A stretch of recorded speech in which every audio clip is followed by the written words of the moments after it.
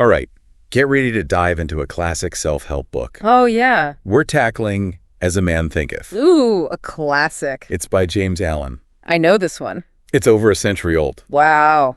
but it's still super relevant today. You know how it goes. Yeah. Our thoughts shape our reality.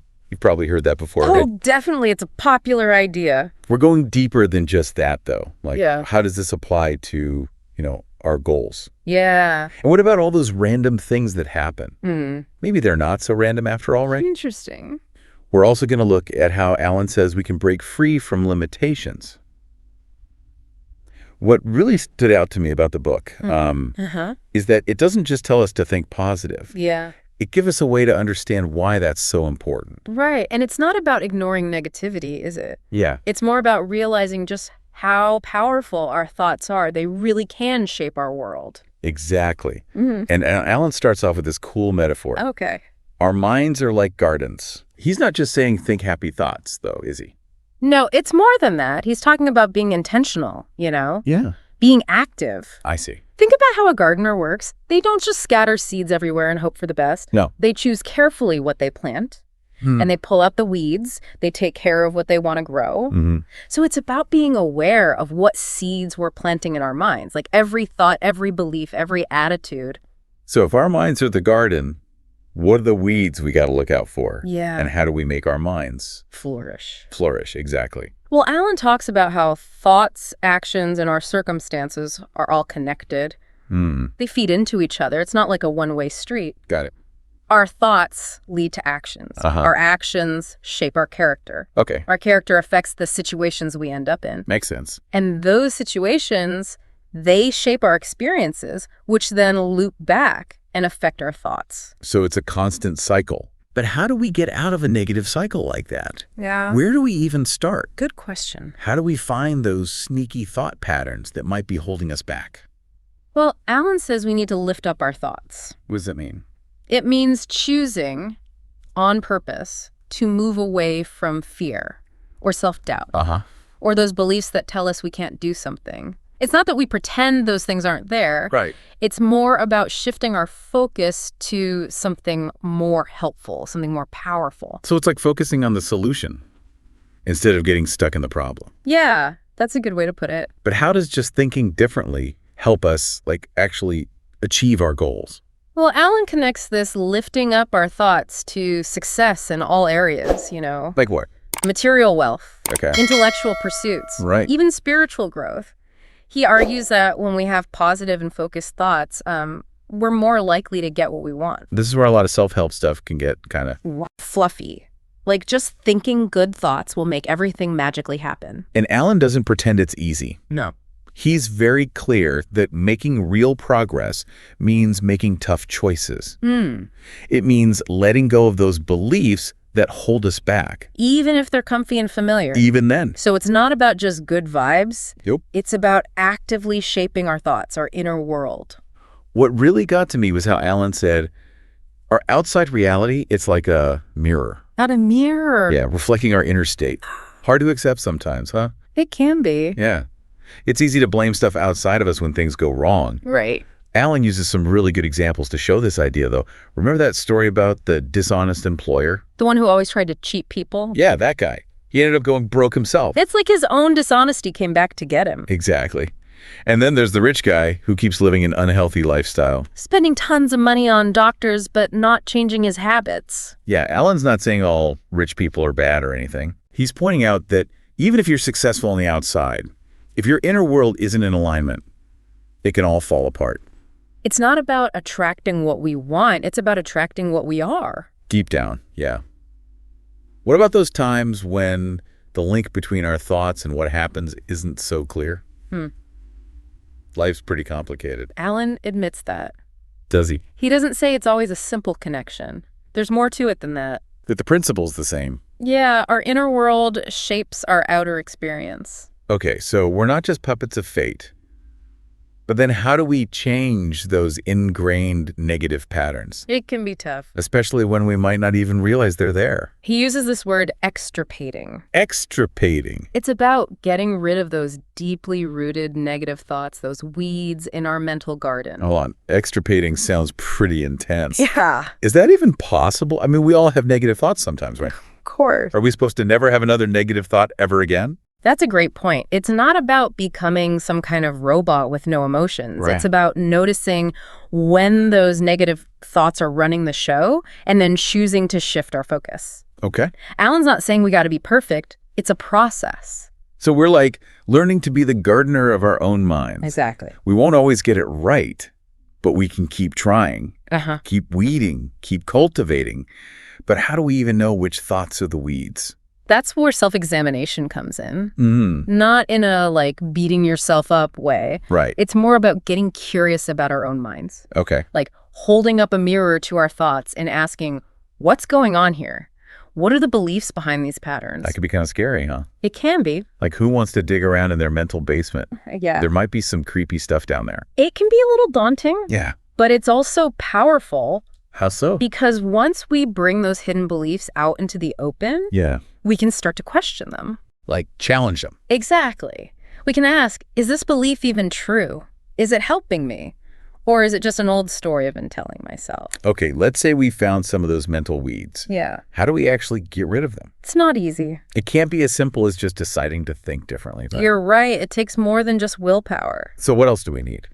Alan talks about the importance of having clear goals. Okay. He calls it having a central aim. A central aim. Like a guiding star. I like that. It gives direction to our thoughts and actions. Does it have to be some big, huge thing? Like changing the world. Yeah. Not necessarily. It could be a personal goal or a skill you want to learn. Right.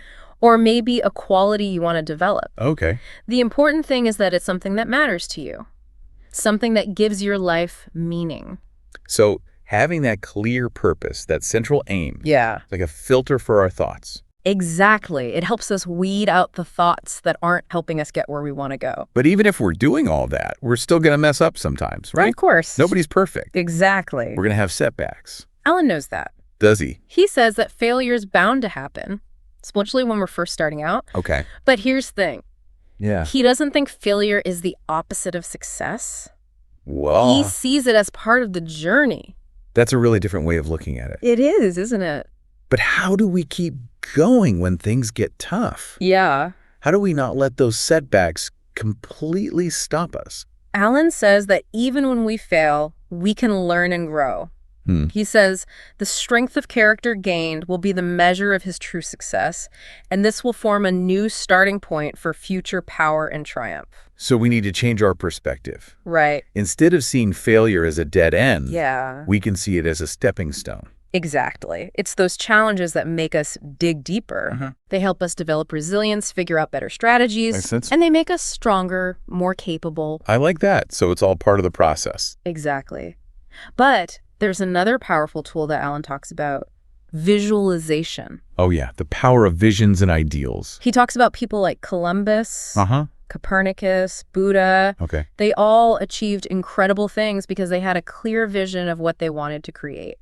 Can we really just, like, dream something up and make it happen?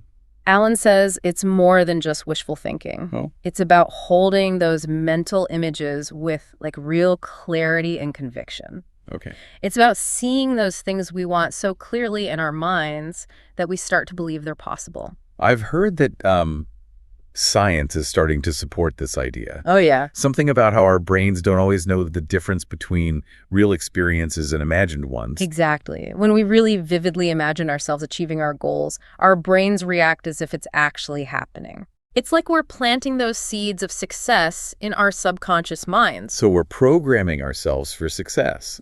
That's pretty neat. It is, isn't it? But it's not just about picturing the end result, is it? What about all the steps we have to take to get there? You're right. It's not just about the destination. It's about the journey, too.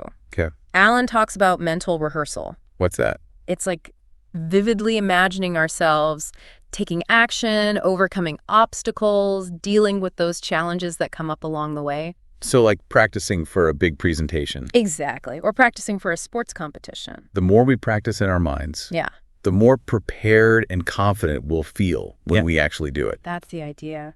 This whole visualization thing, it's not just for achieving goals in the outside world, though, right? Yeah. It can also help us cultivate, like, inner peace, serenity. Absolutely. Alan actually devotes a whole chapter to serenity. Oh, wow. He calls it one of the beautiful jewels of wisdom. He sees it as the natural outcome of mastering our thoughts. Exactly. As we become more aware of how powerful our minds are, we stop reacting so much to things outside of us. I see. We learn to choose how we respond instead of just getting tossed around by every emotion that comes along. Like we're taking control of the ship instead of letting the storm toss us around. Yeah, great analogy. And the more we cultivate that inner calm, Yeah. the more it spreads out into all parts of our lives. That's what Alan says. He says, the more tranquil a man becomes, the greater is his success, his influence, his power for good. So it's not just about feeling good ourselves. Nope. It's about becoming a positive force in the world. But Alan doesn't just say, be calm, does he? He explains how we become serene, like it just happens naturally, when we understand that we're thought-evolved beings. Thought-evolved beings. What's that mean? It's like realizing, that we're not just reacting to the world. We're actually creating our experience through our thoughts. Okay. When we get that, we stop feeling like, ugh, victims. Yeah. We start seeing that we have choices. And how we respond to stuff, yeah. Exactly. And that, that change in how we see things. Yeah. That's what brings more peace. Makes sense. Alan says, as he develops a right understanding and sees that there is no enemy without, but that his own undisciplined thoughts are his only enemies, he ceases to have any enemies at all, for he has found that they are all within. So our real battles, Yeah. they're not with other people or what's happening around us. No, They're in our own minds. that's it. He says when we learn to control our thoughts, that's when we find inner peace. Like calming the storm inside. And that creates a ripple effect. Yeah, tranquility spreads outward. I'm seeing how this all connects. But it sounds like a lot of work. Like, how do we actually control our thoughts? They just kind of pop into our heads, don't they? It's true, we can't always stop certain thoughts from coming up. Right. But we get to choose which ones we focus on, which ones we feed, which ones we just let go. Alan compares it to steering a ship. Okay. He says, tempest-tossed souls, wherever ye may be, under whatsoever conditions ye may live, know this, in the ocean of life the isles of blessedness are smiling, and the sunny shore of your ideal awaits your coming. Keep your hand firmly upon the helm of thought. Wow. Pretty powerful, huh? No matter how rough things get, Yeah. we can choose our direction, right? Head for those isles of blessedness. That's the idea. But how do we stay steady at the helm when those mental storms hit? Yeah, good question. Alan says it's all about self-control.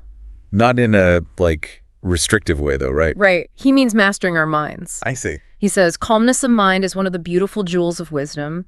It is the result of long and patient effort in self-control. Its presence is an indication of ripened experience and of a more than ordinary knowledge of the laws and operations of thought. So serenity is a skill, something we build over time. Exactly. It's a practice, not a destination. The more we practice, the better we get at navigating our thoughts. You know, it's interesting. Alan wrote this book over 100 years ago. Way back then. Do you think it still applies today? The world's so different now. I think it's even more relevant today. Really? Why? Think about it. Okay. We're bombarded with information, distractions everywhere. Yeah, true. It's easy to get caught up in all that, And lose sight of our own power. Exactly. Yeah. But Alan's message, it reminds us that we have that power to choose our thoughts, to shape our reality, to build a life with purpose. It's like he's giving us a roadmap. For our minds and for this crazy world we live in. And we can start right now. Right now, we don't need anything special. Just the willingness to take charge of our thoughts. Exactly. And to start taking care of our mental gardens. So what about you, dear listener? What one small change can you make in your thinking today? Something that will help you create the life you want. Take these ideas we've been talking about and see what you can do. Remember, as James Allen said, you are today where your thoughts have brought you. You will be tomorrow where your thoughts take you. You have the power to choose those thoughts.